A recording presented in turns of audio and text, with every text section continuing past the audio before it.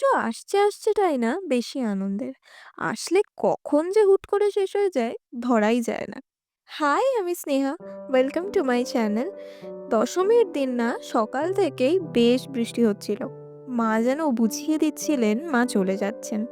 তারপর আর কি, লাঞ্চ করে একটা বড়সড় ঘুম দিয়ে আমরা বিকেলবেলা কাজিনসরা ডিসাইড করি যে ছোট্ট করে একটা হাউস পার্টি করব। মানে ওই দু একটা অর্ডিনারি খাওয়া-দাওয়ার, তার সাথে একটা কোজি অ্যাটমসফিয়ার, নিজের পছন্দের গান আর পছন্দের মানুষ। হাউস পার্টি করে নেক্সট ডে চলে গেছিলাম পাড়ার মণ্ডপে। কারণ আমাদের পাড়ায় না দশমীর দিন বিসর্জন হয়নি, হয়েছিল একাদশীর দিন। তাই বসে বসে বেশ কিছুক্ষণ ঠাকুরের বরণ দেখছিলাম।